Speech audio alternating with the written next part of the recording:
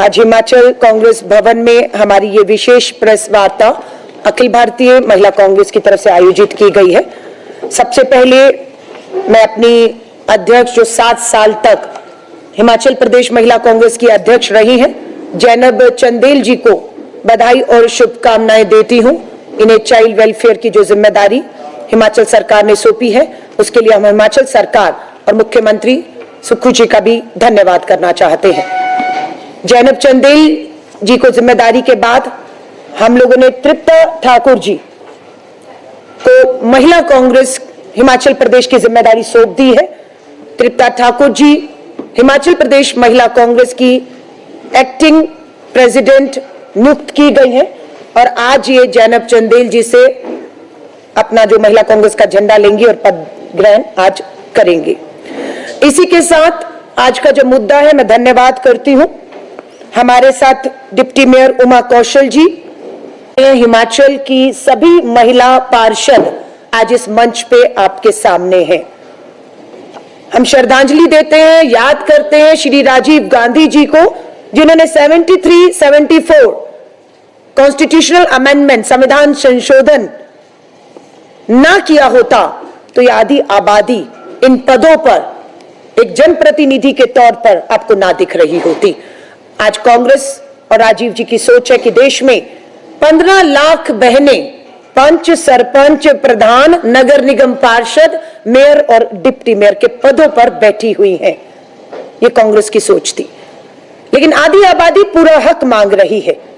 इस आधी आबादी को पूरा हक से वंचित महिला विरोधी भाजपा सरकार ने रखा हुआ है।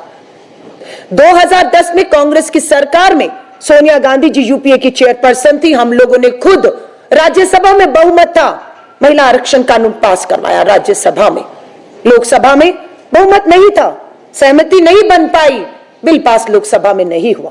लेकिन 2014 में केंद्र में भाजपा की सरकार आते ही हमें लगा कि महिला आरक्षण कानून पे महिलाओं के वोट लेकर सरकार आई है। तो 2014 में लगभग 12 साल पहले महिला विरोधी भाजपा सरकार की नीयत अगर होती तो यह आरक्षण तभी लोकसभा में पूर्ण बहुमत से पास होकर लागू हो गया होता और आधी आबादी आज विधायक और सांसद बनकर इसी तरह बैठी होती, अपनी आवाज को बुलंद कर रही होती। लेकिन भाजपा ने 2014 में नहीं होने दिया। 2014 के बाद 2019 का चुनाव भी भाजपा की महिला विरोधी सरकार ने इसे लोकसभा में बिल पास नहीं होने दिया। 2024 का तीसरा चुनाव जब भाजपा को जाना था तो उनको पता लग रहा था कि अब बहुमत नहीं मिलेगा, अब यह सरकार बैसाखियों पर आ सकती है, और हमने दबाव बनाया। तो 2023 नारी शक्ति वंदन अधिनियम कानून कांग्रेस और विपक्ष के दबाव में भाजपा को लाना पड़ा और हम सब ने मिलकर उसको पास करवाया। यह कानून पास हो चुका है। नारी शक्ति वंदन अधिनियम 2023 कानून बन चुका है, संविधान में दर्ज हो चुका है और अमित शाह देश के गृह मंत्री जी ने इसे विशेष सत्र में 16 अप्रैल को इसका नोटिफिकेशन और अधिसूचना भी जारी कर दी है। जब यहां तक हम पहुंच गए हैं तो देश के प्रधानमंत्री नरेंद्र मोदी जी, आप देश को गुमराह क्यों करते हैं ये कहकर कि महिला आरक्षण कानून की भ्रूण हत्या हो गई और वो विपक्ष और कांग्रेस ने किया है। आज दुख है, चिंता है कि देश की आधी आबादी प्रधानमंत्री जी से पूछ रही है, प्रधानमंत्री जी क्या मजबूरी है कि आप झूठ बोल रहे हैं, आप धोखा दे रहे हैं हमें कि कानून खत्म हो गया? कानून है, संविधान बनाया है, पास हुआ है, आप झूठ बोल रहे हैं। आपने कहा भ्रूण जनगणना नहीं, जातिगत जनगणना होनी चाहिए। झुकना पड़ा और माना जातिगत जनगणना होगी। जब 26-27 में जातिगत जनगणना हो रही है तो 11 की जनगणना को आधार क्यों भाजपा बनाना चाहती है? क्योंकि इसको दिख रहा है कि 11 में शायद इनको लाभ होगा। अगर 26-27 की जनगणना आधार बनी तो भाजपा के हाथ से सत्ता जा सकती है, इसलिए वो इस तरह से कर रहे हैं। हम चाहते हैं 26-27 में जातिगत जनगणना पहले हो, उसके आधार पर परिसीमन हो, उसके आधार पर 50% फार्मूला जो गृह मंत्री जी सदन में खड़े होकर 2 दिन की चर्चा के बाद अपने भाषण में कहते हैं 1 घंटा दे दीजिए, 1 घंटा दे दीजिए, ये जो प्रस्ताव है मैं इसमें 50% जोड़ लेता हूं। अरे मजाक था जब आपने बीच चुनाव में विशेष सत्र गृह मंत्री जी बुलाया, मजाक था। हम कहते रहे जल्दी क्या है, हबड़ा दबड़ी क्या है, चुनाव होने दीजिए। बंगाल और तमिलनाडु बाकी रह गया है। आपने चुनावी लाभ के लिए जो बंगाल में आपको दिख भी रहा है, इन्होंने विशेष सत्र बुलाकर हबड़ा दबड़ी में बिना सर्वदलीय बैठक बुलाए, बिना प्रस्ताव तैयार किया है, बिना प्रस्ताव पे चर्चा के विशेष सत्र बुला लिया और फिर कहते 1 घंटा दे दीजिए, हम आपको कहते हो गए चुनाव, बुला लीजिए, जुलाई का भी वेट मत करिए। अब बुलाइए विशेष सत्र, बुलाइए सर्वदलीय बैठक, लाइए अमित शाह जी अपना 50% वाला फॉर्मूला। अब आप करिए, लेकिन अब नहीं करेंगे क्योंकि नियत नहीं थी, चुनावी मंशा से ये सब किया गया था। जातिगत जनगणना ये नहीं होने देंगे, हमें शक है, इसलिए हम दबाव बना रहे हैं जातिगत जनगणना ये सब हो। एक मुद्दा हमारा, आपको मैंने बताया, मेरी चुनी हुई जन प्रतिनिधि है, इन्हें भी मालूम है, इनका सफर सिर्फ पार्षद तक नहीं रुकेगा। हिमाचल में 68 के करीब हमारी सीटें हैं और लगभग 50% के फार्मूले के अनुसार 68 का 50% करें तो लगभग 30 से ऊपर, लगभग 30 से ऊपर सीटें बढ़ती हैं और महिला आरक्षित होती हैं। सो ये महिलाओं को हम आज से तैयार कर रहे हैं। हमारी लड़ाई पार्टी ने कहा है। आज की तारीख में 68 सीटें हैं हिमाचल के अंदर विधानसभा की। हम 68 सीटों पर टैलेंट हंट करें। हमारी ये बहनें ऑलरेडी हैं, इन सब से हम बात कर रहे हैं, इंटरव्यू कर रहे हैं कि किसको हम आने वाले समय पर महिला आरक्षित सीटों पर विधायक और लोकसभा में भी आरक्षण होगा। आज अगर 4 सीटें लोकसभा की हैं, उसमें से अगर 33% करें तो 1 और 50 करें तो 2 तो आरक्षित होनी है। तो आज ही से हमने अपनी महिलाओं को तैयार करने का, प्रशिक्षण देने का, आगे का चुनाव लड़ने का हमने पूरी तैयारी आज और अभी से इसी मुहिम से शुरू कर दी है। शुरुआत हमने अपनी चुनी हुई पार्षदों से की है जो महिला आरक्षित सीटों पर चुनकर आई हैं। अब हम इन्हें विधानसभा के लिए भी तैयार करेंगे और लोकसभा के लिए भी हमारी अपनी अंदरूनी पार्टी की तैयारियां हमने हर राज्य में शुरू कर दी है। दूसरा मुद्दा हमारे लिए है सबसे जरूरी, महिला सुरक्षा का मुद्दा, आरक्षण के बाद सुरक्षा। आज दुख की बात है, दुर्भाग्य की बात है, बेटी बचाओ का नारा देने वाली केंद्र की भाजपा सरकार अपने महिला विरोधी बेटियों के दोषियों को, अपने विधायकों को, अपने सांसदों को बचाने का अपराध कर रही है। हंसराज, सब जानते हैं, भाजपा का विधायक आज की तारीख में है, विधायक है, सदस्य भी है भाजपा का, सम्मान के साथ घूम फिर रहा, भाजपा की मीटिंगों में आना जाना। शर्म की बात है कि भाजपा के इस विधायक हंसराज पर नाबालिग बच्ची के साथ जो दुष्कर्म का आरोप लगा है, पोक्सो के protection of children from sexual offence के अधीन एफआईआर ही नहीं, चार्जशीट भी हुई है और चंबा कोर्ट में उन्हें पेश भी होना था, जहां पर हमारी महिला कांग्रेस ने जाकर काले झंडे दिखाकर इस बात का विरोध किया कि भाजपा को तुरंत उसे अपनी सदस्यता से, विधायकी से जो है वो मुक्त कर देना चाहिए और ये दबाव हमारा निरंतर जारी रहेगा। हम किसी भी नाबालिग बच्ची के दोषी को हिमाचल की विधानसभा में एक पल पे भी बैठने नहीं देंगे। हम पूरी ताकत लगाएंगे, पूरी तरीके का दबाव बनाएंगे कि ऐसे लोगों को, ऐसे अपराधियों को कहीं कोई जगह समाज में, सदन में नहीं मिलनी चाहिए। और महिला कांग्रेस पूरे हिमाचल में इस तरह कोई भी अगर महिलाओं का दोषी, बच्चियों का अपराधी है, उसके खिलाफ हम महिला सुरक्षा के मुद्दे को लेकर वचनबद्ध हैं। हम सड़कों पर उतर के दबाव बिल्कुल बनाएंगे पुलिस और प्रशासन पर, अदालतों को भी कहेंगे फास्ट ट्रैक में कोर्ट में ये मामले चलाइए और बच्चियों को न्याय दिलाइए। तीसरा हमारा मुद्दा है महंगाई को लेकर, जिसको लेकर हमारा आंदोलन, 3 मुद्दे हैं जिसपे पूरे राज्य में आंदोलन आने वाले समय में निरंतर रहेगा, एक मजबूत संगठन के निर्माण के साथ। 60 रुपया इन्होंने एलपीजी घरेलू सिलेंडर के दाम बढ़ाए, पता लगा 60 रुपया घरेलू सिलेंडर के बढ़ने के बाद भी सिलेंडर उपलब्ध नहीं हुए और लोग लाइनों में लग लग कर चूल्हे ठंडे हो गए और बच्चे भूखे रहे। ये देखा हम सब ने। आज कमर्शियल सिलेंडर की कीमतें सीधा 1000 रुपया, जैसे चुनाव खत्म हुआ, वोट पड़ा, अगले ही दिन 1000 रुपया सीधा कमर्शियल सिलेंडर के बढ़ाकर आज देश में 3000 रुपए कमर्शियल सिलेंडर पार कर चुका है। पेट्रोल डीजल के दाम पहले ही सेंचुरी 100 पार कर चुके हैं और अभी फिर बढ़ने के जो है वो सूचनाएं आती हैं कि सरकार पेट्रोल डीजल के भी दाम बढ़ा सकती है। रुपए के मुकाबले डॉलर 100 पार कर जाएगा। $1 की कीमत 100 पार करने वाली है। पूरी तरह से बेरोजगारी, अराजकता, संवैधानिक संस्थाओं का दुरुपयोग, सत्ता हासिल करने के लिए भाजपा का यह खेल को बेनकाब करने के लिए अगर एक नेता सदन के अंदर एज अ नेता विपक्ष लोकसभा में घेरने का काम कर रहा है सड़कों पर, उसका नाम है राहुल गांधी।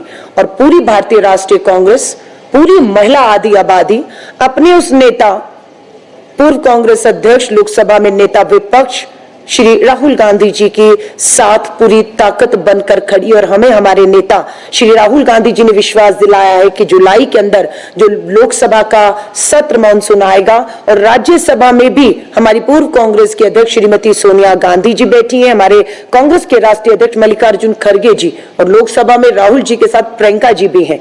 हमारा विश्वास है कि राज्यसभा और लोकसभा में पूरा दबाव बनेगा कि बेटियों को न्याय हो, अपराधियों को फांसी हो, इस पे चर्चा हो सदन के अंदर, सदन में चर्चा हो महिला आरक्षण कानून को आज और अभी लागू करने पर, सदन में चर्चा होगी महिलाओं को महंगाई से राहत देकर उनको आर्थिक मदद देने की। तो अखिल भारतीय महिला कांग्रेस की राष्ट्रीय अध्यक्ष के तौर पर मुझे खुशी है कि आज पूरे देश में 6 लाख महिलाएं हमारी ऑनलाइन सदस्य हैं, जिनको लगातार हम प्रशिक्षण शिविर के माध्यम से आने वाली लड़ाई, आने वाली जिम्मेदारियों के लिए तैयार कर रहे हैं। अभी हमने पहला प्रशिक्षण शिविर हमने जो है गुजरात में किया, दूसरा गोवा में किया, तीसरा राजस्थान में किया, चौथा बेंगलोर कर्नाटक में किया। अब 16 और 17 को उत्तराखंड देहरादून में हम लोग कर रहे हैं और उसके बाद जल्द एक मजबूत, अभी कमान इनके हाथ में आई है तृप्ता ठाकुर जी, अब हम सभी की मदद से एक मजबूत संगठन का घोषणा भी संगठन की करने जा रहे हैं। और उसके बाद आप देखेंगे कि हिमाचल की हमारी जो सरकार है, जो भी फैसले कर रही है महिलाओं को लेकर, वो हम लोग जन जन तक पहुंचाएं उसके लाभ। और आज हम मुख्यमंत्री जी से भी हमारा डेलीगेशन संगठन का सरकार को मिलेगा और हम उनसे भी जो है, जो हमारी मांगे हैं, जो हमारी चीजें हैं, सरकार ने जो किया उसकी भी जानकारी हम लेकर जन जन तक पहुंचाने का काम करेंगे। तो मैं आप सब भ्रूण को आप हत्या करना चाहते थे विशेष सत्र बुलाकर बीच चुनाव में कहा महिला आरक्षण को लेकर सत्र बुलाया जा रहा है, वो सत्र महिला आरक्षण कानून को लेकर नहीं था। फिर आपने झूठ बोला, वो विशेष सत्र परिसीमन को लेकर था। वो परिसीमन बिल आप लाए थे, संविधान संशोधन करना चाहते थे, वो संविधान संशोधन जो आपने महिला आरक्षण नारी वंदन अधिनियम हमने पास करा, उसको संशोधित करके परिसीमन गलत कर रही हैं, आप छोड़ दो उसको, आप उसको लाना चाह रहे थे, आप उसको लाना चाह रहे थे। 12 साल में भाजपा कभी भी नहीं हारी सदन के अंदर। ये पहली बार है कि विपक्ष ने एकजुटता दिखाते हुए महिलाओं के हक अधिकार को बचाते हुए भाजपा के परिसीमन वाले बिल को गिराकर उन्हें बैकफुट पे लाने का काम किया, हरा दिया हमने, लोकतंत्र की जीत हुई है। आज हमारी मांग है कि नारी शक्ति वंदन अधिनियम 2023 लागू करो, आज करो और अभी करो। जब हम कहते हैं आज करो और अभी करो, इसका मतलब क्या है? इसका मतलब यह है कि लोकसभा में आज 543 सीटें हैं, 543, आज और अभी जो कानून पास है उसे लागू करो। सीधा 33% का मतलब है 180 सीटें आज लोकसभा में महिलाओं के लिए आरक्षित होती है इस कानून के तहत, जो पास लागू होते ही 180 सीटों पर महिलाओं का अधिकार मिलता है। आप क्यों नहीं आज और अभी लागू करके हमें इन्हीं सीटों पर हमारा 33% का जो कानून पास है नहीं देना चाहते? क्योंकि भाजपा महिला विरोधी है, वो महिलाओं को हक अधिकार नहीं देना चाहती है। हमारी मांग है कि इस आरक्षण में, और जो हमने पहले आरक्षण किया 73, 74 पंचायत नगर निगम में, SC, ST के साथ, सामान्य वर्ग की महिलाओं के साथ अति पिछड़ा वर्ग OBC बहनों को भी अधिकार शामिल करो आरक्षण में। ये भाजपा महिला और अति पिछड़ा वर्ग OBC महिला विरोधी सरकार है। ना महिला आरक्षण कानून जो पास है उसे लागू करना चाहती है और ना ही OBC बहनों को इसमें शामिल करना चाहती है। इन दो मांगों को लेकर हमारा एक जन आंदोलन शुरू हो चुका है। देश भर में हम लोग पोस्ट कार्ड अभियान की शुरुआत कर रहे हैं। ये देश भर में शुरू हो चुका है। 10 लाख बहनें 10 लाख बहनें जुलाई में मॉनसून का सत्र होना है। हम इन 2 महीनों में देश भर में 10 लाख महिलाएं ये पोस्ट कार्ड प्रधानमंत्री जी के नाम, पोस्ट कार्ड प्रधानमंत्री जी के नाम हम अभियान शुरुआत कर चुके हैं, जिसमें लिखा है नारी शक्ति वंदन अधिनियम 2003 लागू करो। गुमराह मत करिए प्रधानमंत्री जी, पास नहीं, पास हो चुका है, लागू करो, आज करो, अभी करो। दूसरी तरफ लिखा है ओबीसी महिलाओं को आरक्षण में शामिल करो। पता बता देना चाहती हूं, श्री नरेंद्र मोदी प्रधानमंत्री भारत सरकार 7 लोक कल्याण मार्ग नई दिल्ली 11 के पते पर पूरे देश से 10 लाख महिलाएं इसे भेज रही है। मैंने खुद इसे दिल्ली में, तेलंगाना में, अभी 3 दिन पहले हरियाणा में, कल चंडीगढ़ में, शाम को पंजाब में, आज हिमाचल में इसे खुद मैं पहुंचकर अपने हाथों से हम लोग जो है हमारी चुनी हुई जनप्रतिनिधि और हम सब लोग इस लड़ाई को ले जाकर भाजपा को बेनकाब करेंगे। तो ये 10 लाख पोस्ट कार्ड जुलाई मॉनसून सत्र में चलो संसद के नारे के साथ, नारा है चलो संसद, जुलाई मॉनसून सत्र में हजारों बहनें घेराव करेंगी संसद का। चलो संसद, वहां जहां मेरा हक है, जहां मेरी सीट है, जो 180 मेरी सीटें हैं, 543 में से आरक्षण पास हो गया, मुझे मेरा हक चाहिए, वो हम आंदोलन कर रहे हैं। आज हम लोग हस्ताक्षर अभियान की भी शुरुआत कर रहे हैं। 10 लाख बहनें देश भर के हर राज्य में, हर विधानसभा, हर लोकसभा गांव में हस्ताक्षर अभियान में हिस्सा लेंगी। यहां पर भी आप अभी देखेंगे एक बैनर है जिसमें हम सार्वजनिक स्थलों पर वो बैनर लगाकर लोगों से भी अपील कर रहे हैं कि आधी आबादी को उसके हक से भाजपा महिला विरोधी ने वंचित रखा है, उसे लागू करने का दबाव बनाए। तो 10 लाख महिलाओं के हस्ताक्षर अभियान देश में चलेंगे, जिसे जुलाई में मॉनसून सत्र में सौंपा जाएगा। मिस कॉल कैंपेन भी हम लोग आज शुरू करेंगे शाम तक। चलो संसद के नारे से हम घेराव करेंगे। इन्हीं चीजों को लेकर हम आगे बढ़ेंगे। भाजपा एक और धोखा कर रही है। परिसीमन बिल बिना जाति जनगणना के वो थोपना चाहती थी। हमने कहा 26 और 27 में देश में जाति जनगणना होनी है ना। आप तो चाहती नहीं थी भाजपा सरकार। 2011 के बाद 21 में जनगणना होनी थी। भाजपा की सरकार ने 21 में 10 साल बाद होने वाली जनगणना क्यों नहीं कराई, आज देश पूछ रहा है। उसके बाद 26 बात करती हूं कि आप लोगों से आज नहीं, 5 साल पहले और उससे भी 5 साल पहले मीडिया कम्युनिकेशन की जिम्मेदारी मेरे पास रही। आप लोगों से हमेशा सहयोग और संवाद होता रहा है। यही उम्मीद आपसे रखेंगे कि जब विपक्ष में थे तब भी, सत्ता में है तब भी मीडिया से बात हम करते रहे हैं और करते रहेंगे। लेकिन मैं आपसे हाथ जोड़कर निवेदन करूंगी, देश में मुझे मालूम है बहुत से मुद्दे हैं, बहुत से सवाल, बहुत से जवाब हैं, तब मैं आपसे उम्मीद करूंगी जो आज भारतीय राष्ट्रीय महिला कांग्रेस आधी आबादी के 3 महत्वपूर्ण मुद्दों को लेकर देश में और राज्य में आंदोलन करने जा रही है, उससे संबंधित अगर आपके सवाल रहेंगे तो मुझे खुशी होगी। मैं आज सारा दिन यहाँ हूं। अगर आपको लगता है कि दूसरे विषयों पर भी आपको कुछ सवाल करने हैं और आपको 1-on-1 इंटरव्यू भी करना है तो आपका स्वागत है, और तब आप वो सवाल बेशक पूछिएगा। मैं किसी भी सवाल से हम लोग बचने की भाजपा की तरह कोशिश नहीं करेंगे। धन्यवाद, आपका स्वागत है।